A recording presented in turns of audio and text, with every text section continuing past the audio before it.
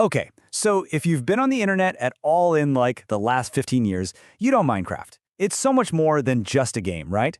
It's this cultural phenomenon, a place where millions of people create and explore. But underneath that simple, blocky world, there's a really deep history and a fascinating set of unwritten rules that make it all work. Today, we're going to dig into those rules and see how they shape the game we all know. I mean, you have to wonder, right? How did a game that literally starts with you punching a tree to get wood become one of the biggest things on the planet? It seems so simple, but from that one action, this entire universe of possibilities just explodes. So what's the secret sauce?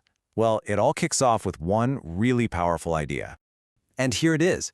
The answer starts with this concept, the sandbox. Think about it. Most games, they give you a story, a path, a list of things to do. A sandbox game, it just gives you a world, a bunch of tools, and basically says, all right, go nuts, do whatever you want. And that core idea, that total player freedom, is the absolute bedrock of Minecraft. And this is what that freedom actually looks like.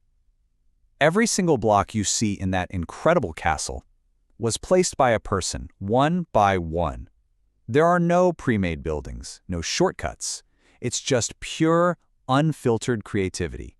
But, as amazing as that is, just having endless creative freedom wasn't quite enough. The game needed a purpose. So in the really early days, Minecraft was pretty much just about building stuff and trying not to get blown up by a creeper. There wasn't really an end goal. But that started to change as the game evolved, slowly transforming from this simple sandbox into a full-blown adventure with a real, actual destination. The game's purpose really got built out through these huge foundational updates. First up was the Adventure Update, back in 2011. This was massive. It gave us a final boss to fight and a reason to explore. Oh, and this is also when we officially got animal breeding, which meant you could finally start your very own herd of cows. Then a couple years later, the Redstone Update gave a whole new set of toys to the engineers. And after that, the update that changed the world totally revamped all the biomes, making exploration feel like a true adventure. And wow, was that shift important. By adding the Ender Dragon, the developers Mojang suddenly gave the whole survival experience a story. It was this optional goal you could work towards if you wanted to, but it didn't take away any of the freedom from people who just wanted to build and chill. That balance is what really nailed down the core gameplay that we still love today. This quote really shows how Mojang was paying attention to its players. They saw people messing around with this red dust, trying to build contraptions, and they basically said, okay, you like that? Here are some way more powerful tools to play with. This one update pretty much single-handedly created the whole Redstone engineer community. The people who build these insane automated farms and even working computers inside the game. So the game just kept getting bigger and bigger, which led to its next major chapter. A huge company came knocking, bringing tons of resources, but also a whole new set of problems that sometimes put the developers at odds with their super passionate community. $2.5 billion. Let that sink in. In 2014, Microsoft bought the whole shebang for that mind-blowing amount. This wasn't just some business deal, it was a huge statement. It really marked the end of Minecraft's indie darling phase and the start of its new life as one of the biggest entertainment properties in the entire world. The Update Aquatic is the perfect example of this new era. On one hand, it was incredible. We got these beautiful new oceans filled with life. But on the flip side, under the hood, a massive technical change, they called the flattening, completely broke almost every single mod the community had ever made. For the millions of players who customized their game, it felt like taking one giant step forward and two giant steps back.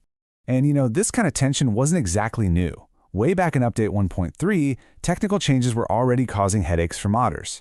And it got so intense with Update 1.8 that the previous version, 1.7.10, became this famous version anchor, where a huge chunk of the community just refused to update for years. It really shows the tightrope Mojang has always had to walk between pushing the game forward and keeping things stable for all the creators who build on top of it. Okay, so with all this growth and all these changes over the years, how does Minecraft still feel like Minecraft? Well, it all comes down to a set of core design philosophies.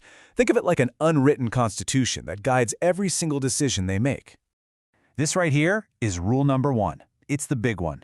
Every important thing you do in the game starts with a single, simple action. You break one block. You place one block. By not giving you complex tools that do everything at once, the game makes sure that everything you build, whether it's a tiny dirt hut or a giant city, feels genuinely earned. And these other guiding principles are just so revealing about the game's psychology. Let's look at the rules for mobs. Real-life animals like our good old cows have to be friendly. But the hostile monsters, they have to be totally unique fantasy creatures, like the creeper. It's a simple rule, but it has a huge impact. It means you never feel bad about farming a realistic-looking animal for food. Or how about this one? Disaster should always be the player's fault.